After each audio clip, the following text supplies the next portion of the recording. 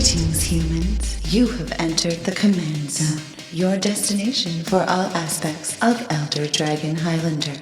Enjoy your stay. Amazing grace, how sweet the sound that saved a wretch like me. I once was lost, but now am found. Was blind, but now I see. We found it at the end there again. And you are seeing/listening to the Command Zone podcast. Just classic renditions of your favorite tunes. We should make like one of those now. That's what I'm talking about. No, music. we should not do that. Make people's ears bleed. I'm your host, Jimmy Wong. How is it? It's Josh Lee Kwai. We're joined today by a very special guest. With the Amaz. Hi guys, how's it going? You didn't join us in the song. Why's that? You guys have great singing voices. Wow, the first person to ever say that. Really? I thought you guys sing every episode. Yeah, we do. And no one has ever complimented you guys? It's like 90. No, they really haven't. It's like 90-10 anger/compliment. All right. Yeah, but you know, I liked it. If they're laughing, I want to be laughing along with them. That's right. Amaz is in Los Angeles today visiting, so we are going to be talking about, well, your amazing career so far, and especially because you are someone that's managed to bridge the worlds between Magic and Hearthstone and make waves in both of those communities, as well as, these are two of the biggest card games in the world. Mm-hmm. So we have a lot of lessons that we can learn from games like Hearthstone. I want to know your opinions and your ideas, as well as how we can apply it to Magic and potentially even vice versa. Oh yeah, let's dive right down to it. All right, before we get into all that, though, we got to talk about our sponsors. If you go to cardkingdom.com/commandzone and use that affiliate link when you're ordering your Magic cards, singles, products, anything at all, you really are supporting this show. You're supporting game nights. You're supporting all of our content. And also, while you're there, any cards you pick up, you want to protect them. You want to play them onto a nice, pristine playmat so they don't get all dirty or scuffed up. Ultra Pro is our other sponsor, and they're going to help you protect all your cards. They have awesome, cool dice. They have relic tokens, which spice up your battlefield to make it look all fancy. Mm-hmm. So buy Ultra Pro products and also supports the show. And the final way to support the show is directly at patreon.com/commandzone. We do one lucky thing, or we own one special thing for one lucky person every episode, and we shout them out. Amaz, you can join us on this one. Okay. So the this episode is dedicated to Cozy Night. Cozy. A real night. A real night. Wow. You cool rock. Name. Yeah. You rock. Yeah, very Cozy, cool. You definitely name. rock. All right. Yeah. Let's dive right in. So Hearthstone versus Magic. Which is better? No, actually, that's not what we're talking about today.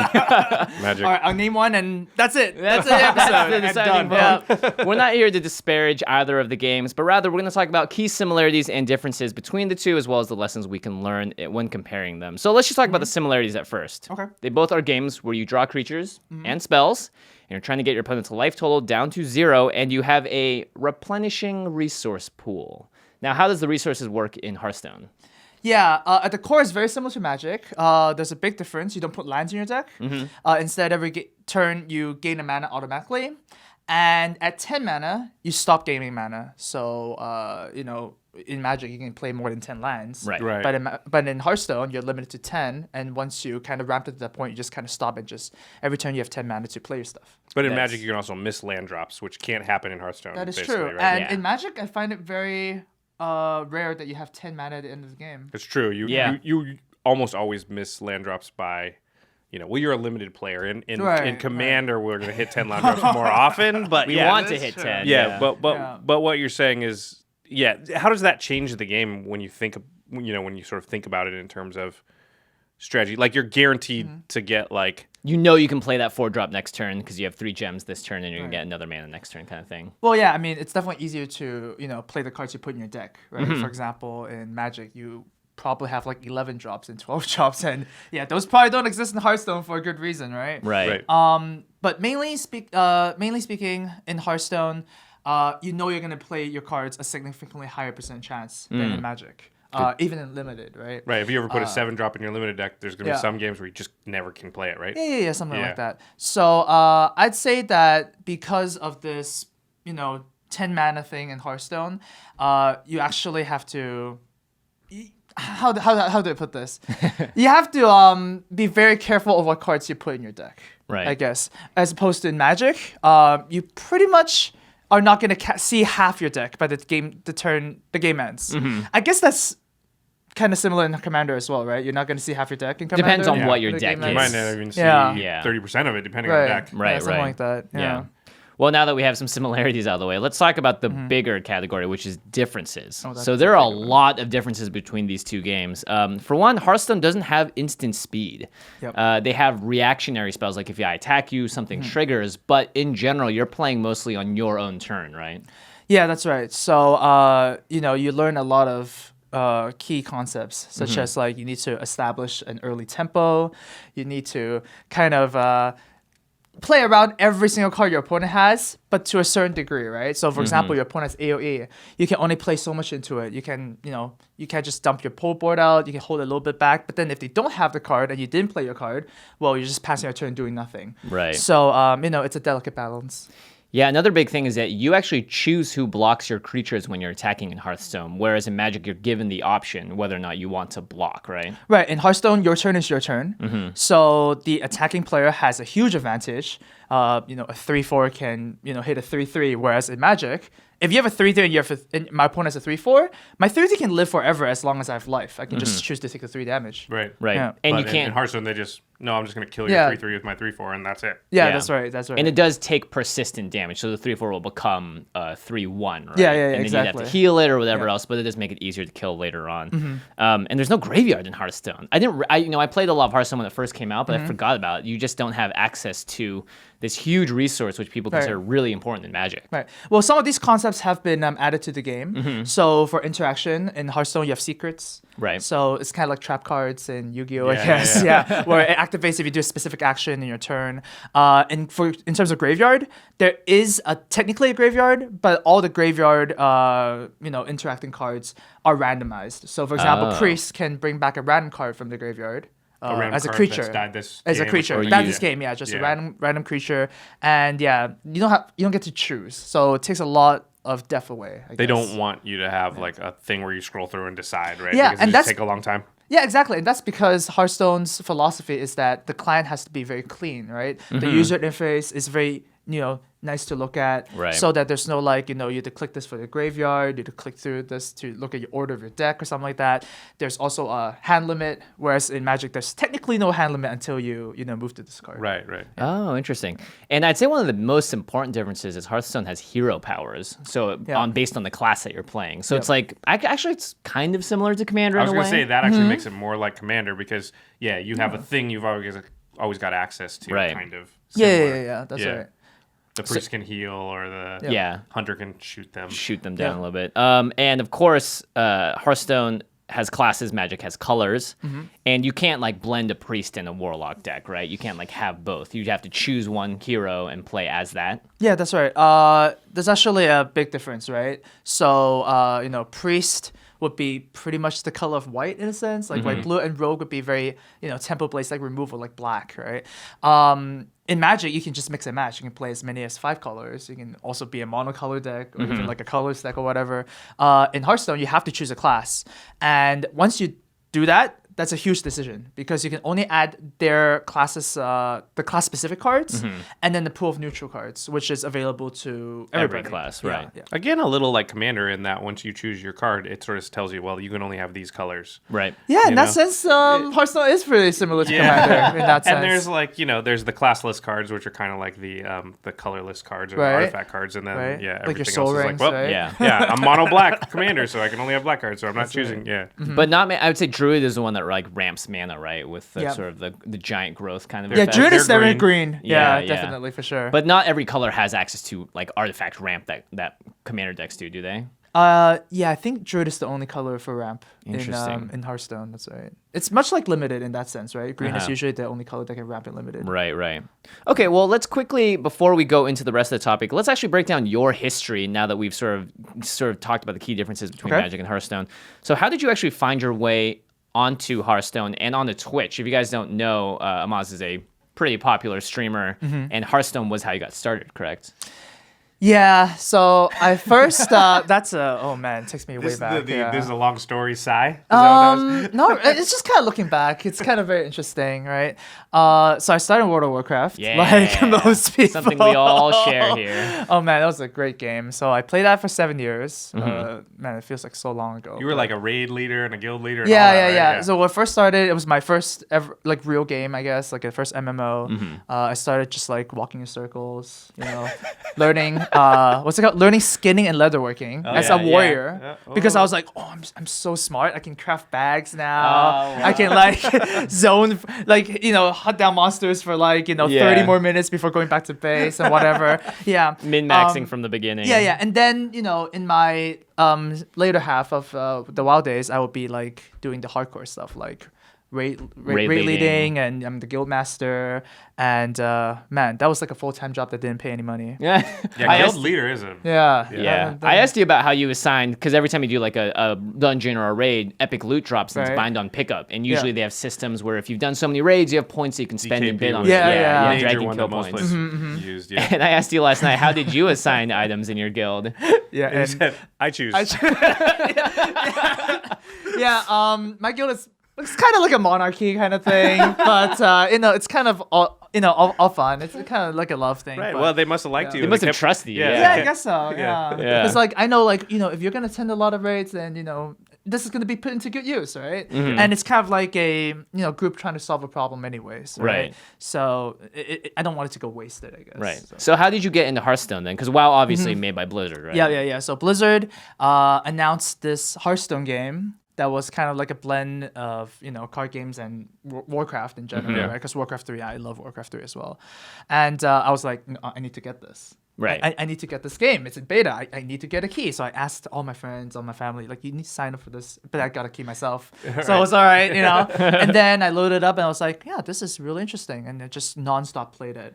Had you played card games before that? Like, had you played Magic or Yu-Gi-Oh, Pokemon? Yeah. Like So, poker? So I was a big poker guy. Yeah. Back then, but with card games in general, I was playing Yu-Gi-Oh with all the wrong rules. So That sounds like me too. And then Pokemon cards, it's just straight collecting. Cause Yeah. I mean, come on, who doesn't want to collect Pokemon cards? Right? Yeah. So technically Hearthstone was my first real card game, if you don't count poker, I guess. And so I got a key, and then I was like, no, this is great. I'm just gonna play this like forever. That actually made me kind of like quit WoW, I guess. I was like, yeah, I'm kind of done with WoW now. Let's do Hearthstone. Wow. And then my friend was like, hey, you playing Hearthstone now? That's really cool. Have you heard of this website called Twitch? And it's a stream. It's like, I have no idea what we're talking about. So then we looked through some streamers and whatnot, and he's like, hey, you'll be a pretty good streamer. I was like, yeah, I don't know. I'll try it out. Because I'd be playing video games like 10 hours a day anyways, right? So might as well just turn on webcam. Right. Finally make a job out of it. Yeah. Oh, no. Maybe make some friends, Like, that's kind of a, because... At that point, you weren't thinking like, oh, you would make any no, money or I anything. mean, come on. What kind of dream world do we live in, everybody? Because, I told you guys over dinner, right? I was still teaching saxophone. Yeah. Because that was my main job. If we would have had a saxophone at the beginning. Oh. Amazing Grace on saxophone. Yeah. That would have been potentially the greatest instrumental opening ever for us. That'd be pretty good. Okay, anyway, so how often were you streaming like at the start? Oh, at the start, it was really, really like my schedule was like 2 hours on Monday, Wednesday, and Friday. And that's it. Yeah, so very casual. At first I thought was like, I'm not that interesting to like look at more than 6 hours a week, really. Right. And I'm just like, okay, let's start with that. And then, things just started going off really, really well because, I play Priest mainly in Hearthstone, and it was regarded as the worst class in the game because, all the class does is steal other classes' cards and do them like a bit worse, right? It's funny because white's the worst color in Commander. Yeah. Anyway, keep going. Yeah, okay. I mean, Priest is more white-blue in the sense. Control-y, right? Yeah, control-y kind of thing and always reactive. So yeah, and people will go like, how are you winning with Priest, right? Like, this is not supposed to win. And then back then, Artosis, the StarCraft guy, he was very big into it too, right? And he was playing Warrior. And I would match up against him in ladder a lot because we're both really high ranked at one. And there's not a lot of people in beta, right? Right. And I would consistently crush him. It was hilarious because I would steal his Warrior cards, and I was still the perfect combo. Like, there's a card that gains 5 armor, and then there's a card that deals damage based on your armor, right? Yeah. So if I Oh. steal only that card, it wouldn't do anything. You had to And steal then- both pieces. Yeah, and then I would laugh so hard whenever that happens. And then people were like, "Wow, I'm gonna check out your stream." So yeah, I got pretty lucky in the fact that kind of I was in the right place at the right time. In a You sense. chose a niche almost. Yeah, kind of, because it just made me happy to play like bad classes. I like underdog cards a lot, like even in like Magic, right? Yeah. How long did it take before from the time you started on Twitch and you were only doing it 6 hours a week till when that was kind of what you were doing? So I gradually added more days. So I did 5 days a week, 2 hours, and then it became 3 hours. And then after that, I kind of like, well, this is kind of working out. Right. Teams are starting picking me up. And then I was like, wow, I'm considered by esports team. I feel so, I feel so special. So then I gradually told my students that I'm gonna try the streaming thing out, and then gonna pursue it full time. What was the length of time do you think between when you started and when you kind of stopped teaching saxophone and were like, I'm a Twitch streamer? So there was a period of 6 months when Wow. I was streaming and teaching, Uh-huh. and before I actually, just That's did pretty it fast. full-time. Yeah, that is really fast. Yeah, I guess so. Yeah. Yeah. That's cool. And you play Control Priest is how you describe the archetype to me, right? Yeah, Control Priest. And it's, of course, white and blue is known as the control colors in Magic. So that would be the best sort of example of that, right? Oh man, Control is so much easier in Magic. You have counter spell. You can counter. I know, you can stop opponent's things from spells at their actually turn. happening. Yeah, and now yeah. So when did this eventually lead into Magic the Gathering? Okay, so after I joined the Hearthstone team, Mm-hmm. we would Skype online and just practice for tournaments and just talk about stuff, right? And eventually, I actually visited Texas, and we were just had we're just practicing in the gaming house or whatever, Mm-hmm. right? And then after Hearthstone practice sessions, they would always talk about Magic, and I was like, okay, that's cool. I mean, I kind of want to get into conversation or whatever, right? So if you guys ever have a chance to introduce me to the game, then let me know. Yeah. And then The first time you played, what first time it? was played, they had a spot open. They were like, "Oh, missing person for Magic. So can you come and join us? We really need a person." I was like, "Okay, sure. I'll just quit my Hearthstone game." I walked downstairs. I remember this. And then I sat under the table. There were 7 other drafters. Oh, your first thing was like a draft with 8 people? It was Modern Cube. That was just your a- first time playing A Magic? casual So good. entryway. Yeah, I still remember my first card. Like I looked at my pack. First card was Necromancy, and it was the old wording. Yeah. So it was like So an you're just essay. like a million words. What the hell is this game? Yeah, Compared to yeah. Hearthstone. Yeah. I mean, I was good at Hearthstone, so Yeah. maybe I've assumed that I could have been fine. But no. I was like, guys. Yeah, this makes This no is- I need sense. some help. So they told me to draft mono green. I did that. Okay. They Then just at leave it least open for you? Yeah, at least I did something, And then I was like, wow. There's also a moment where my opponent attacked with 2/2 Death Touch. Yeah. I had 2 creatures. I was like, okay, double block. And then there was like no effects. I was like, okay, well, okay, your guy dies. And then it's like, well, both your guys die. It's like, wait, that's not how it works in Hearthstone. So that, yeah. Assigning damage, yeah. Yeah, that's yeah. a weird one. Yeah. So obviously a lot of rules, things to get over, and eventually, I mean, if you were listening to this story now and I told you that Amaz played at Pro Tour Kyoto, you probably wouldn't believe me based on that story alone. But you did play at PT Kyoto. How did that all come about? Now I know we're jumping up pretty far ahead in time here at this point. Okay, so this would be like, oh man, 2 years? Yeah, pretty recently. Something like that. Yeah, well, no, 2 years after that story. Which is first started. So, Modern Cube, first experience with Magic ever. Fast forward 2 years and you're at Pro Tour Kyoto. Yeah. Quite the Pretty story. crazy. That is kind of crazy, I guess. So yeah, I was given an invite, and then back then actually, I don't know if I'm supposed to say this, but Wizards actually invited like multiple people for Pro Tour Kyoto, but I'm the only one who said yes. So then when they announced me, it's like on a special invite, it's like, oh shoot, I'm the only one. Oh, yeah. So, But I mean, yeah. special invites have gone out at most Pro Tours. Yeah, I There's heard people- about Day that 9 too. has Yeah, had one yeah, before. Yeah, people don't realize, but there's usually a couple slots that are special invites at every Pro Tour. Yeah. So I was like, okay, cool. So I'm like they announced me now, so I was like, okay, let's start looking for a team.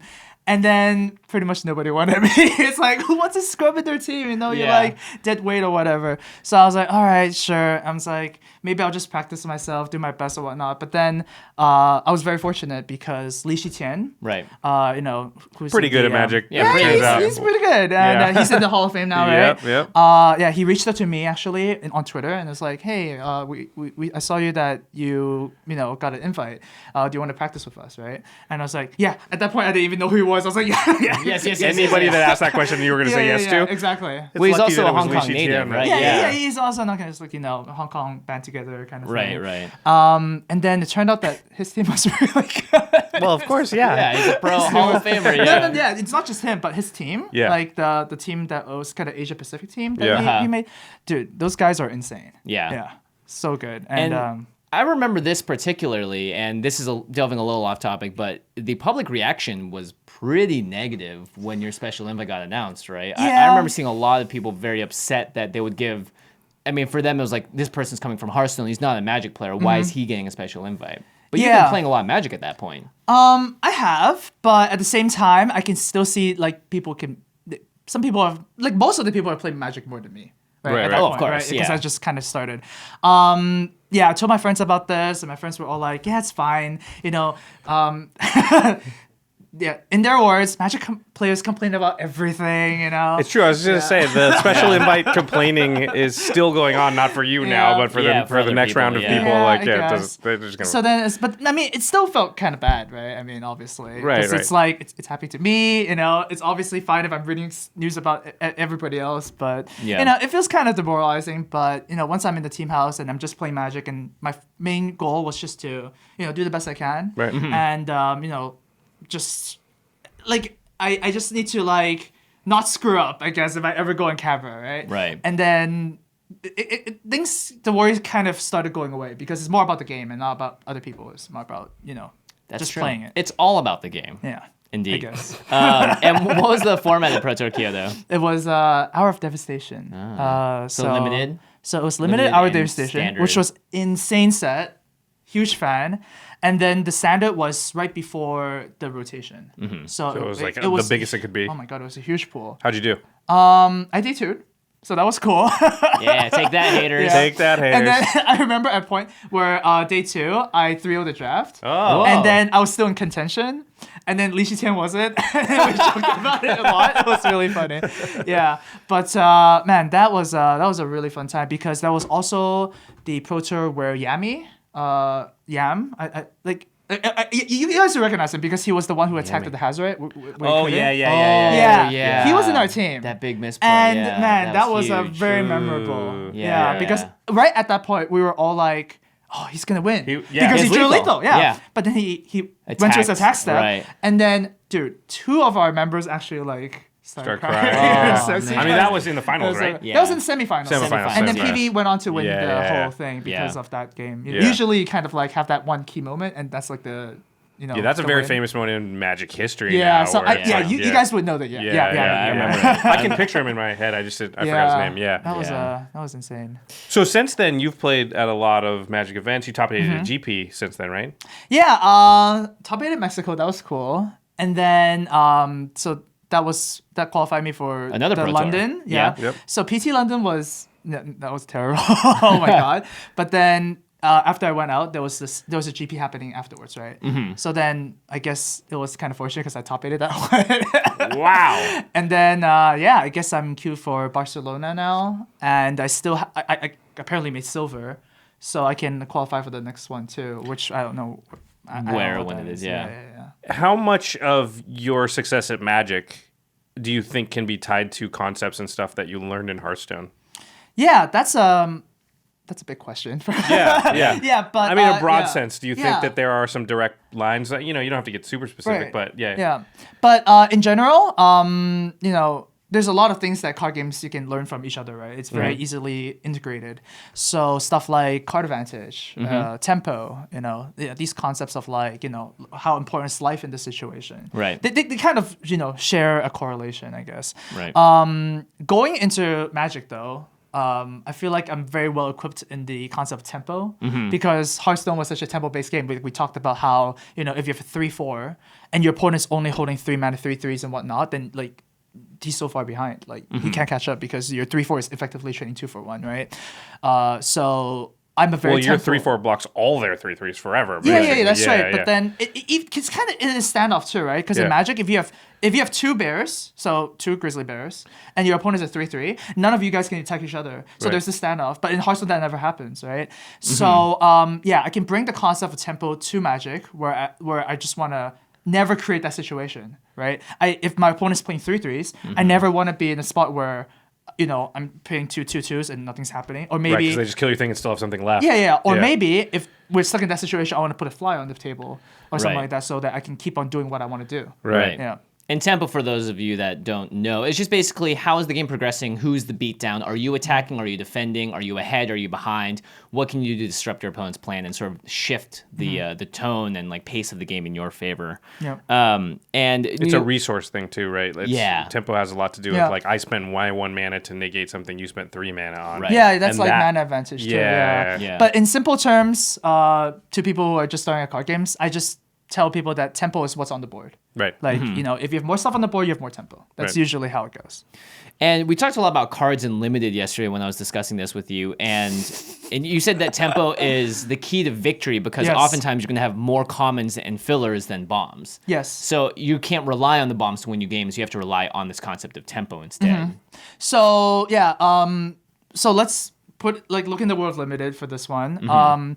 In sealed especially, if you open a pool that's like not really bomb heavy, your mythic rares are not as crazy as like Oketra or like any of the gods in the new Right, set, right?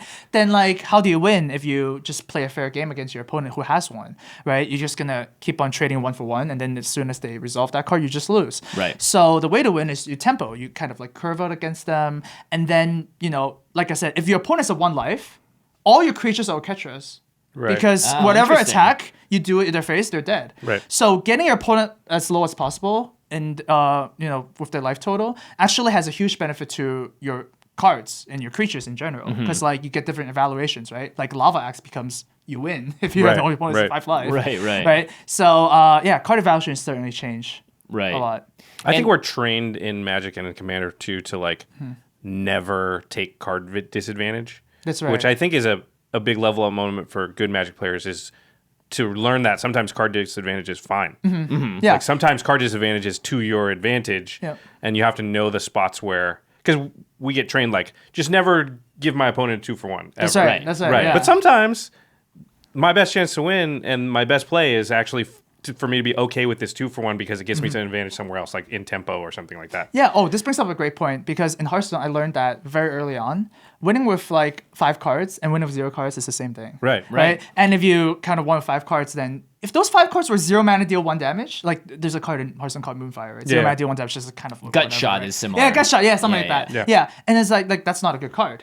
But then if those cards were 0 mana deal 1 damage, then you would have won that game much easier. Right. Right. So even like 2 for 1s, you need to be able to use the cards you draw. Right. Yeah. Right. Instead of just holding on to Yeah, them, just exactly. being like, I don't want to attack into that combat trick. There's been a lot of times in Limited where it's like, my only way I'm going to win this, because I know my opponent has the catcher, is to kill them in the air. They offer up a flyer, and I'm like, well, I'm going to have to Divine Arrow and block to kill this, because the only way I'm going to win is if they don't play another flyer and they can peck at them in the air. Yeah, exactly. Like threat assessment's very important. Right. And in Hearthstone, same thing. If you only have like 2 kill spells in your deck, and your opponent has like maybe a 6/6 on the board, that's really scary. Maybe you just like throw all your creatures into it and maybe take some 6 damage in the face Right. because they have a Ragnaros or like an 8/8, like huge legendary, thing. like a huge Right. creature. You need that spell to deal with that. Right. You have a bunch Yeah. of spells that'll deal with the 6/6. They're called the little creatures. Yeah. Right? But you don't have anything that'll deal with the big bombs. Yeah, the big bombs, yeah, So you got to save it. yeah, exactly. Yeah, so play prediction too is something you learn from Hearthstone because you know the other opponent's deck really well, and you also know in Magic, for instance, if they have 4 mana, they have a 5-drop. You don't necessarily know if they're going to be able to play next turn, but you know that for a fact in Hearthstone because they're going to get 1 mana each turn. Yeah, I guess tells is very important in any card game, right? In Magic, I think there's a lot more tells in Magic, right? Because like if your opponent doesn't play a land drop, then oh wow, his hand is loaded, right? Right. And then if your opponent passes an open mana, then there's a lot of information you can get from that. Same thing with Hearthstone. If your opponent uses Hero Power, which is the 2 mana thing that you can do every turn, then you probably know that he doesn't have a spectacular thing going on. So you kind of do like elimination, right? Process of elimination. Process of Right. elimination. Yeah, I just go like, okay, he doesn't have that, he doesn't have that. Okay, let's play around that. Let's punish him because he doesn't have an answer to this. Interesting. All right, well, those are some lessons that we learned from Hearthstone. Let's talk about things that you can learn from Magic. And this is actually a funny story that you told me again last night, Right. which is that the rules are very important in Magic. And I think one of the big differences, again, between the two games is that Magic is a far more complex game than Hearthstone is. The Yes. barrier for entry to Magic is much higher. And you actually didn't play in GPs or events because you felt like your knowledge of the rules wasn't strong enough for you to participate in them. Yeah, so my first sanctioned match was in an FNM. It was Magic Origins Pre-Release, I remember. Okay. Because my first card I pulled is with a Gideon Flip Planeswalker, right? Oh, nice. Oh my god. I was Kythian? like, yeah, Kythian. Yeah. I was like, this card sucks. And then all my friends were like, no, it's like a 1 mana 2/1, so many abilities. I was like, why would you want to play one shot? But so I remember this very fondly because my first opponent, my first round opponent, I when we first started the game, I was like, hey, it's my first game. I don't really know the rules. Kind of go easy on me, right? And it's pretty friendly at first, I was like, okay, sure. And then it was a very close game, and he was about to win, but then I top deck Languish. Right, the -4/-4 the board. Right, board wipe. And then he got so salty, like he got visually angry. It's like maybe like I was like, how can the first time player like beat me like this, right? Right. So then, this is the. We didn't know you would go on to top 8 multiple GPs and play in the Pro Tour. Yeah. But going back after the language. Now he brags about the story in a different way. Yeah. maybe it's another perspective. But he was very angry, visually salty.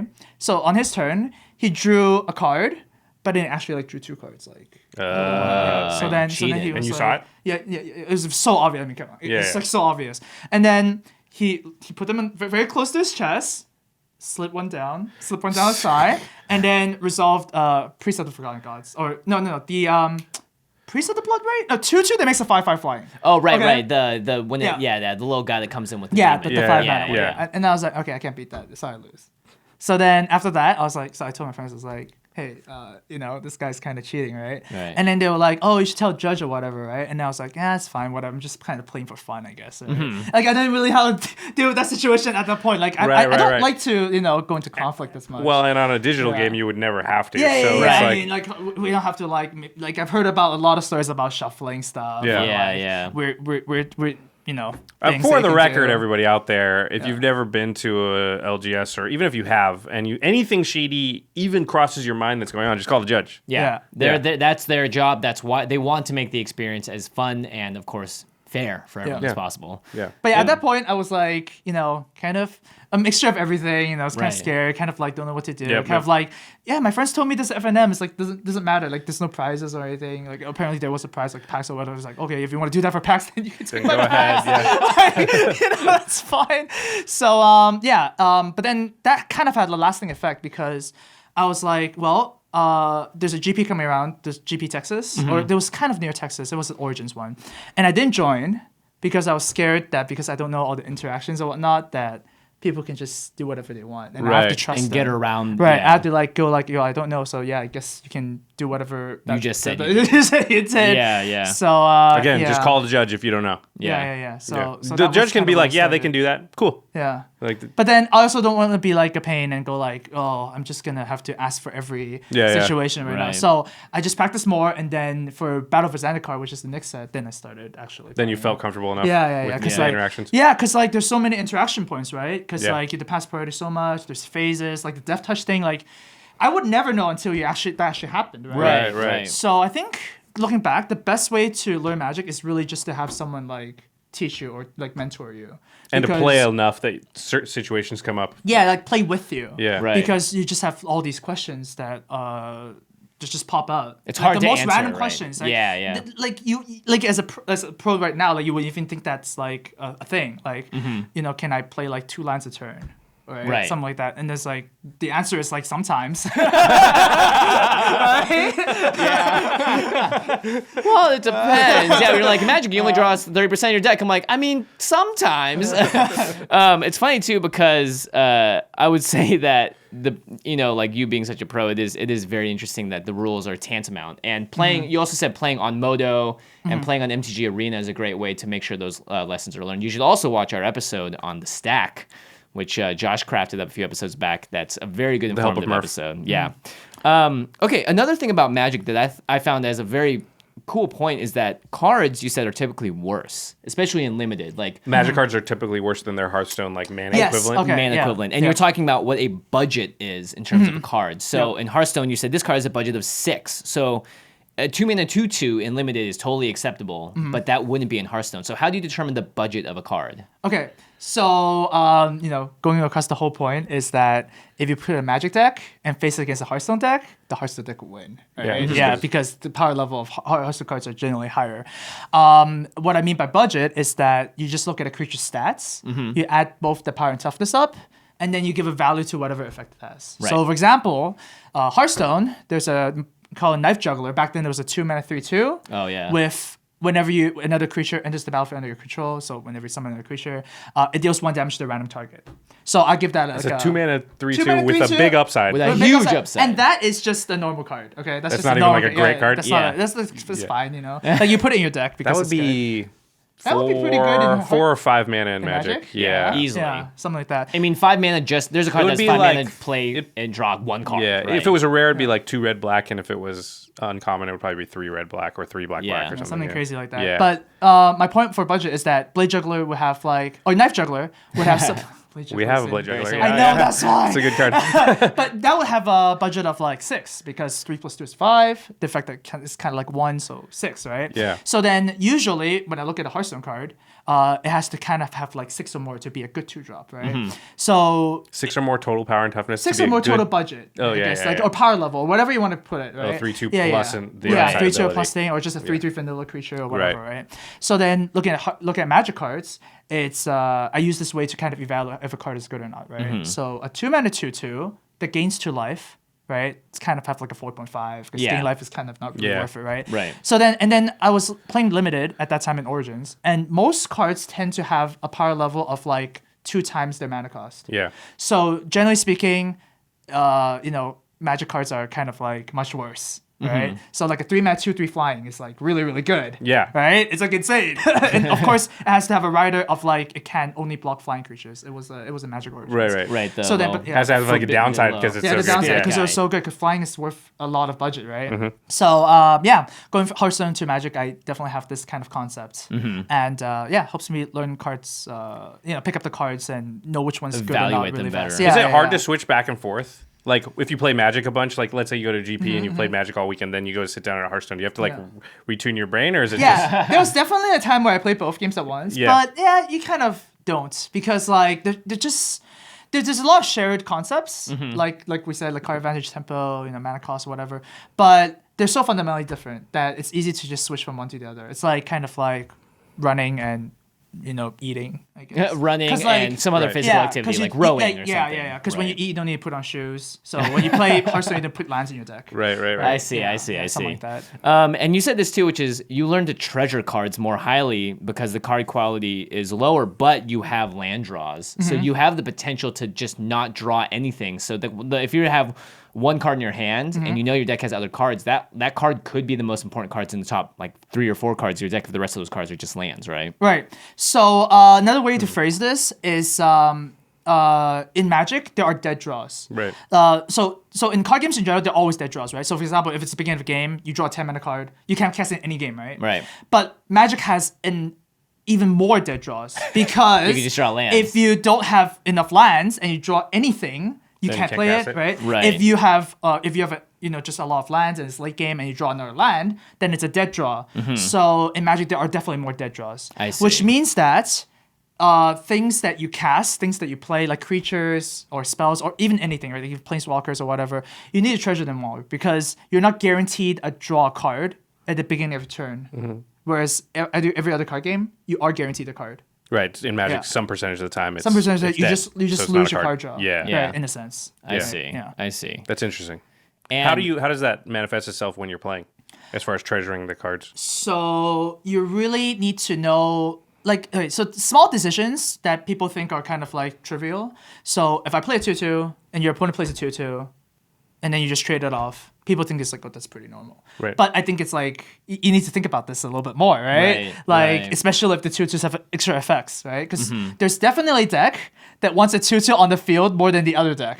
Yeah, right? every War of the Spark deck would rather have the 2/2 on the field Yeah. to attack a planeswalker or protect theirs. Yeah, Right. exactly. So my point is, there is a 2/2 that's worth more. Yeah. And you need to figure it out. Whether And- your 2/2 is worth more yeah. or theirs. And if theirs is worth more, then you They want to trade. trade it off, Yeah. and then you get a little of edge there, right? Just a Yeah. tiny little edge. Yeah, It's all I think the tiny edges. yeah. That reminds me of like Vampire Opportunist, which is a Mm-hmm. 2/1, but it has an activated ability to make your opponent lose life and you Yeah. gain life.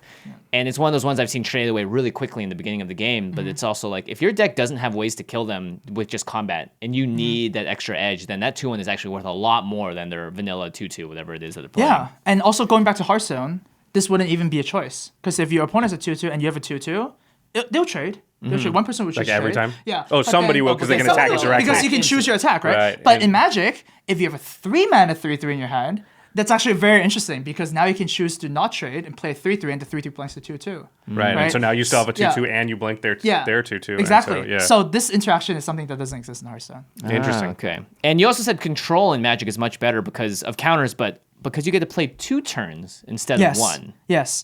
So when you pass and do nothing, as all blue-white control Right. In Hearthstone, that's horrible, right? Yeah, in Hearthstone, you can't pass. If you pass your turn, it's a disaster. Yeah. Right? Right. Not doing anything. Right. That's why the priest hero power is so bad because it heals for 2, but you're already at full health. So, So it doesn't- you some people. can't- That's why priest is kind of like the worst class. Right. Yeah, because Uh, you can't use it when you've got nothing else to do sometimes. Yeah, exactly. Yeah. You just basically pass your turn, right? Yeah. Whereas like paladin will make it 1/1 for 2 mana, which is Right. like insane, right? Bonkers. But yeah, going back to what we're saying. Counter which spells was- and playing counter 2 spells, turns. exactly. Yeah. Yeah. If you pass your turn and hold up your 3 mana for your opponent, then you just kind of like eye on them and see what they do. And if they do nothing, you can play your draw card spell. If they do something, then it's really scary. Then you can counter it. So then they use their mana on their turn and use your mana on their turn, and then you get a fresh turn. It's almost like Vidal Kanori's power, right? Well, that is exactly it Yeah. because that's what it lets you do. Yeah. So the fact that you can actually have double the mana in that precise 2 steps, which is your opponent's end step and your upkeep step, that's like playing 2 turns at once. Yeah, it allows you to sort of skip ahead. Yeah, and that's so powerful, right? That's the first things that I kind of like grasped on. Is like, wow, instants are great. Yeah, instants are great. Yeah. And while we did talk about Magic having, in general, like the power level of limited cards and being less exciting, you said that Magic actually can create more exciting cards. Where Hearthstone expansions have new legendaries, but with limited effects. But Magic's philosophy, some cards can just strictly be better as they go up the rarity chain. Oh yeah. I remember. Archangel Avacyn. Yes. Oh, yeah. Great card. Jeez, like. That thing has so many. The one that flips over and like blows everything. Right Yeah. card. It's like, okay, it flips and does what now? It's like, oh my god. Yeah. So Magic is built in a way where these rares and mythic rares can be like 3, 4, even 5 effects stapled onto a creature. Or, like there's so many effects, which makes it so much more cool, right? But in Hearthstone's philosophy is that because it needs to be easily watchable, because it's a game designed to be watchable on Twitch and tournaments and Right. stuff like that, right? Each creature can only do one thing, right, in Hearthstone. So, throughout, the 7 expansions that Hearthstone has and more than 7 expansions that Magic has, you start to notice a pattern where there's only so many versions of this creature deals damage when it enters play that Hearthstone can do. Right. Whereas in Magic, you can have a lot of different things with Right. that, and you can just make your own keywords and stuff like that, right? So Magic in general, because also of the strictly better cards, right? Like a common can actually just be strictly worse than like a mythic rare or whatever, right? This Right. creates kind of like an excitement moment where, wow, I kind of like got this mythic rare out of a booster, or I'm gonna actually put this in and upgrade it from my previous commander cards. Right. This is just Because better you than get this card, so I'll take this out and put that in. Yeah. Strictly better. But Hearthstone doesn't have any strictly better cards like Yeah, that? exactly. Hearthstone's also philosophy is kind of like a free to play model in a sense, Right. where all the cards are kind of like, but there's always a card where it's just better than the other, right? So there's no card that kind of trumps it in a sense. Like for example, like a 2/3 vanilla creature can sometimes be better than a 2/3 with text because it's a beast. And like, there's only certain tribes that matter in Hearthstone. Right. It doesn't count everything, right? I see. So there's never a strictly better in Hearthstone. Right. And I guess one of the final things to talk about Magic is, one, they've had 25 years to make mistakes and fix them and ban And so learn many from those cards mistakes. and learn from them, right? Yeah. And Hearthstone has had a much smaller amount of time to sort of have that evolution. And I guess the biggest thing about Magic that is probably that leads to the most exciting stuff is that you can splash. You can build different things. You can join as many colors together as you want. You can be as greedy as you want. Yeah, that's something that doesn't also happen in Hearthstone. I mean, outside of special events, normal Hearthstone games are you pick a class, and then you have the class cards and you have the neutral cards, like I said before. So technically speaking, you're only playing with about 20% of the game's pool, since there's 9 classes, and then there's the neutral, which is another 10%. So you get a 10% there and a 10% there. That's I see. it, right? Whereas in Magic, you can have like a greedy 5 color decks with whatever you want to put in, whatever. I mean, your consistency is going to be a little bit harder to manage. Yeah. But at least you have the option. You have the option to go crazy. Is right? that ever frustrating to you? Like, because you could see like a hunter card and a priest card and be like, I can make a cool, interaction Yes. there, Right. but I can never do that. Is Yeah. Is that a? I mean, man, imagine if you could, right? Yeah. That would be so. So you've had these thoughts before, awesome. yeah. I mean, they did special events where they did like dual class allowed- arenas before and whatnot, but it's not a staple. Oh, I wish it was. The more options when you are, given to deck build or brew or something like that, the better, right? Like you just, the world is your oyster in Magic, kind of in the sense. Man, Magic deck building is awesome. Okay, I'm going to put this one up to the audience here. Try and guess Amaz's 3 favorite colors in order, and then we'll give him 10 seconds, and then you're going to say what it is. Okay. So Wait, does Josh know?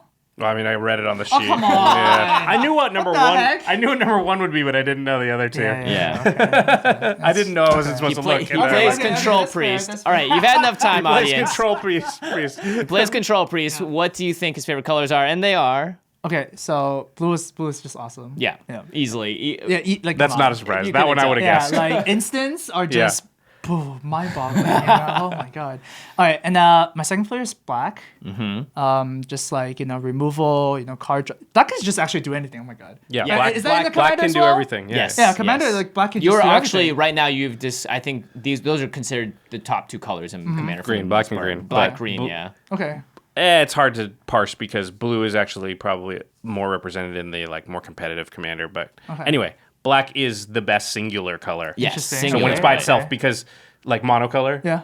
black is the best because like you Oh, said, yeah, it like can do everything. Yeah, So It can besides block as well, right? besides remove enchantments and Yeah. artifacts, that's Blue is but historically seen as the most powerful just because it's just in all of Magic. Yeah. yeah, all of Magic. Yeah. Mario was saying that black can remove enchantments in the future set. Oh, he said that. Yeah, he said he. Put Oh, it on I the didn't post see it, that. yeah. So Thank you, Mara. I need that. I can just do everything. Just pay some life. yeah. It seems black's doing fine without that actually. So I don't know that I'm in favor of it. Thanks. So and Yeah. your third most favorite color? Did we already say it? We didn't say Yeah, it. it's white.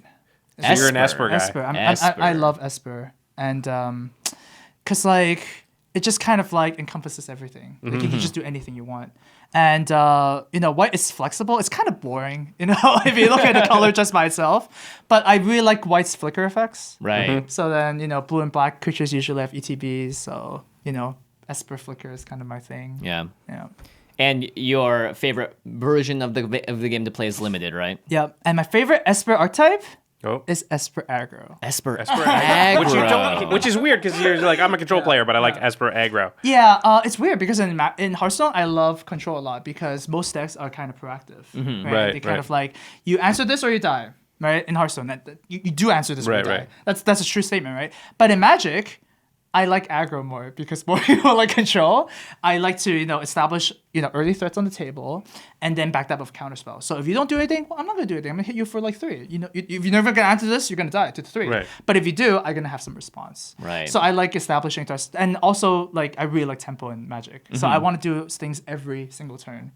Right. And being able to, again, have that early board presence is very reminiscent of what Yeah. Hearthstone is, right? Yeah, Just yeah, having pretty a much. presence. Yeah, you need board presence. Like I really like that, and that reminds me of the Guild Globe. Oh, yes. No, we'll talk about that. Here we go. You told me yesterday that the best limited cards are not the bombs, but they are the ones. This is I actually made a top 10 things I would tell limited players when they Yeah. first start. The top 10 advice from like Amaz advice. right? Amaz advice. Yeah, and one of them is Maz's tips. Amaz advice. Yeah. And one of them is the best cards in limited are not the bombs, are not like your Ketras or your Planeswalkers or whatever. Are the cards that you think are good, but other people think are bad. Interesting. Yeah. So Now, you have to have pretty good card evaluation. You can't just like The cards that other people are misevaluating. Yeah, basically. exactly. misevaluating. Yeah, Yeah, misevaluating. there Right. you go. So you that- don't mean best in that you pick those cards first. Those are just the ones that you're gonna get later. Yeah, I mean no, I mean it by the best as in like they're gonna win you the most games. Right. Yeah. Because like the good example is Toll of the Invasion Love that from card. Love the that card, War yeah. Spark. Yeah, people just think it's like, oh, this is just Thoughtseize. That's 3 mana. It's like so expensive, right? But then I'm like, well, this is just 36 planeswalkers in the set, Yep. and then also Amazs. There's like a lot of value here. Mm-hmm. So it is the best card in a sense, in my opinion, on black. I rate it over Spark Harvest if you have to list all the black commons. Yeah, that's crazy. Do you Yeah, rate it yeah. over Obnixilus's Cruelty? No. Omnix Cruelty is number 1. Is Toll 2 or do you have Lazarus Reaver? Total number 2, Okay. and then Spark Harvest number 3, right? My point is, if you identify a subset of cards that people tend to not pick as highly, you have so many options, right? So first of all, you can just pick the card yourself if you open it and go like, I'm gonna crush some people that not gonna expect this card, right? Because nobody's gonna expect Toll, nobody's gonna play around it. And the second very, very important thing, especially in draft, is that you can just pass it and people won't pick it. Right, And then right. it'll come back to you, right? So in every single limited set, I always try and look through the spoiler and look through the comments that people will not like. But then I'm like, yeah, this is what I want. That's to the do. one. You Yeah. figure out the cards that they're gonna think this is not playable, and Yeah. so I'm gonna get 2 or 3 of these that I shouldn't have gotten, basically. And honestly, that's kind of how you gain an edge, right? Yeah. Like, if your opponent's gonna open in a Ketra, they're gonna play it. If you're opening a Ketra, you're gonna play it, Right. Right. So, like, where's the edge? Like, is it just like opening wars, like pack wars, where Right, opens right. better wins? I see. So this is where you kind of find the extra EV. Right. Yeah. And you think that Tamiyo's Epiphany, it's a 4 mana scry 4 draw 2. Yeah. You would never play more than one in the deck, but you just don't think it's that good. Yeah, that card is on the opposite of the spectrum. Is that I think that other people think are good, but I don't think it's that good. Right? interesting. I mean, 4 mana for a sorcery draw spell is very expensive. Mm-hmm. And I mean, sure, it looks at a lot of cards, but I've never played a deck that contains 2 copies before, Mm-hmm. right? Because like there's just why do you have so much time to cast your epiphanies, right? What is your opponent doing? Are they like sleeping or like land Yeah, screwed or something? I see. Like you have to be very Well, if fortunate. they're land screwed, you don't want to Yeah. be doing that. You want to be attacking. Yeah, them, Yeah, right? exactly. Yeah, even then, right? But like, I'm just saying that there's not a lot of situations where you go like, I wish I had Epiphany. It's usually more of a control versus control deck, and you want more card advantage because you're like lots of removal spells going on. But generally speaking, yeah, I don't rate that card too highly. And this is the really controversial one, Oh. is you don't think Guild Globe is that good. Now, Guild Globe is a 2 mana artifact. When it enters the battlefield, you draw a card that you can tap 2 mana to sacrifice and add 2 mana of any color. So it's meant to be any 2 colors. Any two Any two colors, colors. right? So Yeah. it's meant to be sort of a mana fixer and also to help you cast maybe some planeswalkers or things Mm-hmm. are splashing. Remember, we're talking about draft here. Draft here, yeah. Oh no, we're not talking about Commander. No, What is it, Guild Globe? because it's horrible on Commander. Yeah, it's pretty yeah. awful. Because you just play Felwarstone. Yeah. Anything that gives you more mana. Wait, and no. Fellow Stars is draw your card. Yeah. Well, yeah, true. Okay, fair enough. But I'm just saying, like, I'd rather you could rather play a Signet, which always go in and There you go. cubes super fast. Yeah, there Yeah. you go. Yeah, we were arguing about this because I think Guild Globe's kind of the best fixer. I would put Paradise Druid above it, but I think it's Well, probably yeah, yeah, second. yeah. But you don't like it at all, which I think is Yeah, because in my mind, it's like a 2 mana draw card. right. And you never 2 mana play. cantrip. Yeah, it's 2 mana 0/0 draw card in a sense, right? Right. So like, I don't want to be playing 2 mana 0/0 creatures. Like, if I want to place a card, it has to affect the board. Mm-hmm. So yeah, there's a lot of situations where you go like, oh well, Guild Globe can help you splash for bombs. Right. Doesn't splash for double colored ones, but Right. it can help you get a little bit more consistent that way. These are some monocolored bombs because Yeah. it adds 2 different colors. Yeah, something like that. Yeah, Or you can have another line for somewhere or whatever. Right. You can also like maybe activate like the spells matter, the non-creature spells matter deck, Right. like the Spellgorger Weirds and red that kind of weird. stuff. Yeah, that kind of stuff. But this format, I've never played that card once.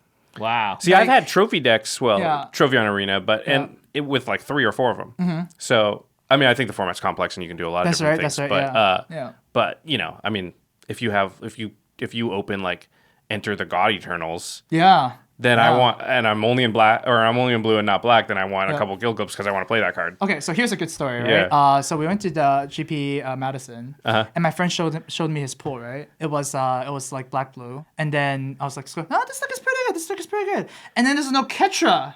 And it's like near the last, I was like, why are you playing this? I was Yeah. like, oh, so Ketra is really good. I need to play this, right? But that This probably is makes your insane. deck worse So if it's then- good yeah. otherwise. So Yeah. then he has to play 3 different color fixers just for Ketra, and it was double white. That's the only Right, white card he had. right. So then after the first day, and I asked him how he did, and it's like, I only got to cast Oketra once, and I lost that game. because Yeah. they took too long, right? Yeah, it took too long. Yeah. And then the rest, that's not even counting the rest of the times where it was just stuck in his hand. It could have been anything else, right? Right. So, Any of those fixers could have been anything else. yeah, too. exactly. It could be actual playable cards, right? I You can see. actually play a 2-mana 2/2 or whatever. Even a land would be better than Guild Club.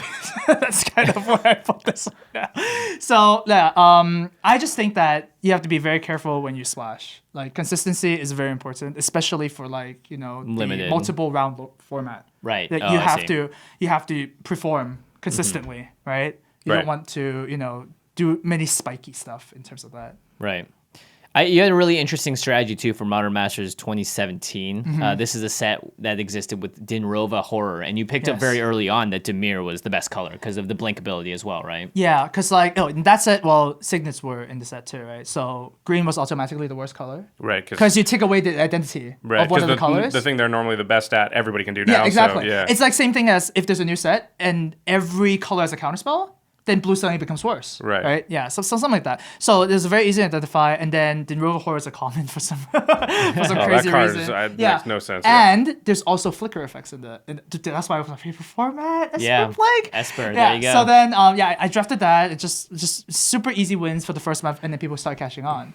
So then after that, I drafted very, very close to exclusively black red, because that was the way to beat the blue black deck, right? It was have a lot of small creatures out. It was a sacrifice, like aristocrats kind of thing. Right. And then to end the game, I would traitorous Trader's Instinct, yeah. kill attack everything at you and then sack your guy, and then that's it, right? So yeah, you just kind of have to, like, meta is real. Yeah. That's what I'm trying to say. Like, How many trophies did you win that time around? Trophies are when you 3-0 a draft. yeah, that was a lot. That was up to the 70s. Yeah, yeah, so, that was a really good format. I would say Amaz knows what he's doing when it comes to that that. format was I mean, awesome. we talk about this a lot for Commander, which is because people tend to play in play groups that are kind of the same people, and they'll play like once a week or a couple times a month Yeah. or whatever. And like, yeah, we're always saying you've got a meta, you should be adjusting to the meta. And Yeah. a healthy meta is going to be like, oh, your friend has this deck that's really strong, and you start sort of preloading your deck against it, and then now you've got more artifact hate because they always go off with a certain artifact or do Right. stuff. And then they go, oh, well, now I have to change my deck so that I can respond to what you did. And I think that's one of the great things about Magic and gaming in general is that sort Yeah. of counterpoint. It's not like a negative. A lot of people will sort of be like, I have this deck and it's awesome. And then my playgroup started playing cards that beat my deck. yeah. Yeah, that's what you want to happen. great. That is, Yeah. that It's is called great. strategy. Yeah. That's what makes it so much fun. Don't you It's want to be like- playing a game where like, hey, I can be smart and I can win? Like, Right. Yeah. And I really like your point that's saying that once you put signets in a set, green automatically becomes worse because you're taking away part of its core identity. And that can apply to your play group as well. If everyone is playing a counterspell effect, your counterspell based deck is not going to be as good, right? So you should maybe think about how you could adjust to fit that and maybe provide value in ways that other players cannot, because you'll be the only person at the table doing that. All those cards that say players can only cast their spells during their turns become a lot better, Oh though. my gosh, yeah, Yeah. I absolutely. know one of those. Yeah. But yeah, in general, there's always an answer to things. And the answer might not be what you like to play. Like maybe the answer is mono red, Right. but there's always an answer. Right. All right, let's move into some final thoughts here. Hearthstone. It's not a Brewers format because of the classic set, and you call this like the evergreen problem. And I thought this is interesting because it's kind of similar to what Alpha, Unlimited, and Beta kind of maybe was for Magic, which is it introduced a bunch of cards that maybe were too powerful, or every deck had to play them. And that's sort of what it is in Magic. Or I mean in Hearthstone, because of the Druid-specific classic set cards from the original set. Yeah, so I put Drew as the prime example because in the classic set, there were cards that are just insane, right? So there's a Innervate, which is basically Oh, yeah. Black Lotus for 2, right, instead of 3. So just ramp two mana for the turn, and then you have these hyper efficient cards like Wrath, Swipe. People who Hearthstone probably know these cards. Like, so my point is when you load up a Druid deck, like when you start building your deck, there's already 20 cards that you would never cut in Druid because they're just so good. And they can't make better cards than that You because can't- yeah, then those they cards want- would be way too they good. want the Yeah. heck, Yeah, right? yeah. So in a sense, you can only choose between 10 cards in your deck, and that kind of sucks, right? Like that's no fun. Right. So then, that's the problem of evergreen sets. Is that, well, yes, the plus side is if a player quits the game for a while and then comes back, well, they go like, okay, well, I'm familiar with these cards. I can kind of get back to the game easier. But at the same time, you take away a lot of, I love deck brewing. Just possibilities Right. and like just the creativity of players. And Magic has they mitigate this with like core sets now. They Yeah. took them away for a little bit, but core sets sort of are that intro for players back in. Yeah. Do you think Hearthstone needs a classic 2? Yeah, that's my solution to the problem. They just need to like rebrandish all their classic cards, just make a slightly different version of something like that, and then people who just joined would be like, oh, this is like a worse version of Innervate. I'm okay with that. Like I can grasp that idea, right. right? Whereas like I don't want to be playing against Sylvanas for like the rest of my life, I see. Like that's kind of like the breaking Man, point. Sylvanas still like no, it was no, good back when I played. Yeah, but Yeah. Sylvanas is also one of the cards right now, which is in the Hall of Fame. Oh, right. Oh. It's their Yeah, ban list. It's the ban list. Okay. So now they're actually Gotcha. going back to like contradicting the first point where, oh, these cards are very familiar to the new players, and then the new player comes back and it's like, wait, why can't I put Sylvanas in my deck? Right? So it's kind of like a lot of change that it just happens because you have an evergreen set. It creates more problems than you solve. I see. Yeah. And sorry, RNG is something that random number generation, aka drawing off the top of your deck, you don't know what's going to happen. It's something that has to exist in card games, otherwise it just sort of becomes chess. Yep. And you had a good point about how Magic mitigates this with their lands, in that we have multiple kinds of ways to tinker with the mana system. Yeah, so I was saying that Magic is very creative in the sense that the RNG is something you can tinker with. Yeah. Right? Whereas in Hearthstone, you gain a mana each turn. You don't have to say about it, right? You can't not gain a mana. Right. Right? So, man, my favorite And you can't cards- alter your deck in any way to mess with that system Yeah, either. sure. Yeah. You can't say that, okay, maybe I start with 2 less cards, but I still have 1 mana. Yeah. That'd be very cool, actually. Right? Right. If that's a choice. But in Magic, lands are kind of one of my favorite cards, right? Especially the weird lands, like the utility lands or the man lands or whatnot, because they can go like, okay, well, you can skip your mana for that turn, because if a land enters tapped, you're basically skipping your mana. Right. But You get- you get like some sort of bonus. Scrying, or it turns into a creature eventually. Yeah. Or it just taps for 2 different colors. Yeah. Like, Right. Yeah. Those are very cool lands Yeah. because I generally don't like tap. I enter the battlefield with tap Yeah, lands me because, neither. like, come on, I'm a tempo player, Yeah, right? yeah. Right. So it has to do something spectacular for me to include in the deck. Like fixing for the colors you need to play. Oh yeah, I mean I've heard of these like 5 color lands that you guys can play that I'm super jealous when I'm playing with it. Yeah. Command Tower's pretty good, as it turns out. Well, that about wraps up, I think, everything. There's so much more to talk about here. I think there's a lot to be learned. And I think, in general, I enjoy playing a lot of card games on computers and, like, sort of those types of games. Hearthstone was a lot of fun for me. Slay the Spire is, in a way, a card game as well. Slay the Spire's sweet. Because I think you can apply a lot of the same ideas and concepts around. So to the listeners, do we have any Hearthstone players out there? Any fans of Amaz? Have you found any lessons that apply to Commander and the other formats that you play from the other card games? And of course, where do you place Magic in the rankings of all the card games of all time? You don't need to answer this. Yes, Oh yeah, you're talking to the audience, Yeah, right? talking to the Yeah. I mean, we yeah, clearly yeah. place it on top. Where do you place Number it? 1. Magic is pretty good. Like I think that the base set of Hearthstone was like, it's actually insane. I think Just the original when Hearthstone just the first came out. no expansions. Yeah. Man, that set was so good. Was So part good. of it because like that was your discovery moment for No, that was also there was a lot of Yeah. combination of things, but then Yeah. they weren't scared of power levels, right? Right. Right. They like the push cards were really pushed. yeah, which is why they're still getting played. Yeah, which is kind of like the same thing as Mythic Rares in Magic, right? But now Yeah. they Well, kind of like nerfed those. It's kind of like Alpha Beta Unlimited. That's when they had Black Yeah, Lotus and kinda Moxen like and that. stuff. Like they would Oof. never make that Yeah. stuff now. Yeah. Yeah. Yeah, but in Way too general, powerful. I really like both games because they test like different points of your brain. And, you know. Well, if you want to play card games, not on the computer, but in real life, make sure you use our affiliate link. It's cardkingdom.com/commandzone. You're going to buy cards anyway. Why not use it by just typing in a little bit of extra text when you go to that website? Pretty simple, and it helps support the show and all the content we make here. That's right. And while you're there, or if you're at your LGS or really anywhere else, you can find it at a million different online retailers. That's products by Ultra Pro. They have awesome playmats, sleeves, deck boxes. They create the cool wall scrolls that you see in the background. There's the History of Benalia one right there. If you want to spice up your game room or whatever else, Ultra Pro really does make the best stuff. And now let's move on to the end step where we're talking about something cool outside the world of Magic. And I was like, we could talk about Hearthstone, but that's Feels like we just did that. Yeah. really just that. Yeah, I think we did cover that. So I think I would love to hear your thoughts on Auto Chess. It's the game that you're streaming the most Yeah. these days, right? Yeah, Auto Chess is great because Man, everyone is into that lately. Yeah. So Auto Chess is an expansion or a fan-made expansion of Dota 2, Yep. where they're using pre-existing elements in the game to essentially make a chess game where you're buying heroes and champions, and you're adding them to the board. You're leveling them up, and you're fighting against other opponents on like eight other opponents. Like you're drafting essentially from a pool. Right? Yeah, you would know about it. Yeah, I love auto chess. It's funny because that's where Dota came from, right? Originally, Right. it was a Warcraft modification 3. to Warcraft 3. Yeah. Yeah. Games within games. Yeah, it's pretty crazy. The best. Yeah. Anyway, Yeah. no, talk about auto chess. Yeah. What do you love about it? Yeah. So, auto chess is honestly just a card game, right? Like you have units and whatnot. It's a card game. It's like guys know Dominion kind of. Uh-huh. Yeah. So it's very much like that, a deck building game while the game is happening. So yeah, sure. Sometimes you don't get lucky and get the right cards at the start, so that you pay some life for it, right? You kind of use life as a resource to try and buy time, and then you want to get the right amount of synergy.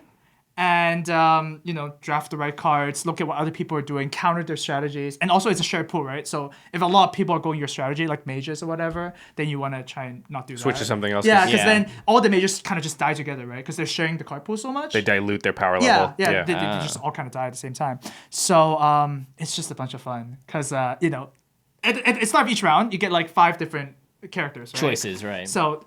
Slot machine. What's the best character? What are you hoping for? What's the best character? Okay. So Like, what's one that you'll pick every time if you can?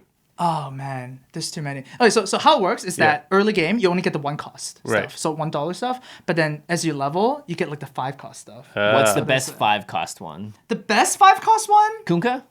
Conquest of 4 cost. Oh. Oh come on, Jimmy! I thought you were on top of this. I've only won one game of on. auto chess ever. That's probably- actually pretty good. Thanks. I felt very good It's pretty about good that it. he won one. It's hard, dude. Oh my gosh, towards the end 8 rounds. people? 8 people Yeah, that's winning true. is That's actually true. very Well, we're used to difficult, commander, yeah. so we Yeah. should Yeah. be used to that. Yeah. But You then- can't make political deals probably though. Yeah, probably not. Right? No, Yeah, you can't. yeah, You can just spam chat, no scroll across screen. No one will respond. Yeah. Even worse. yeah. But my favorite unit in that game is Terrorblade.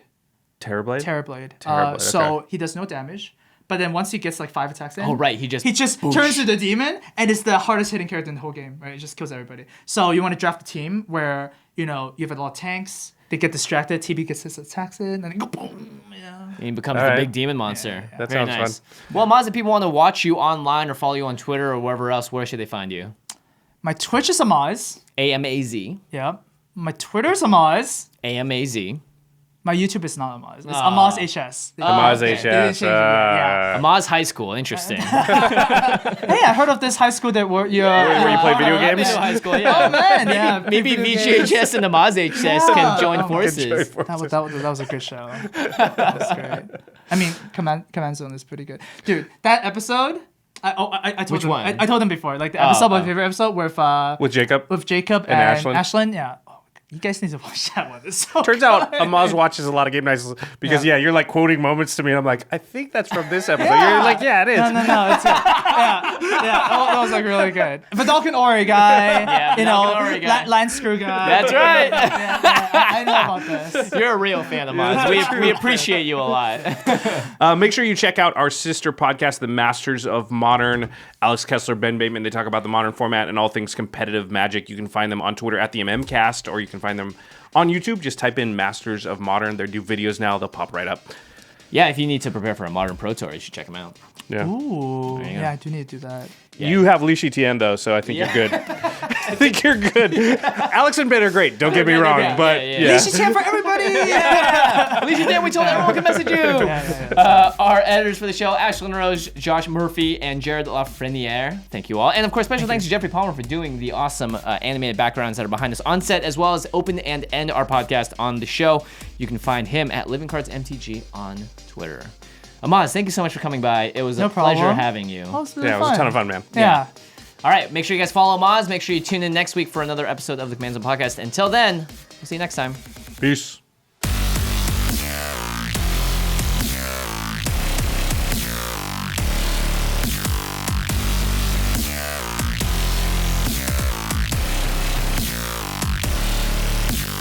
Thank you for your attention.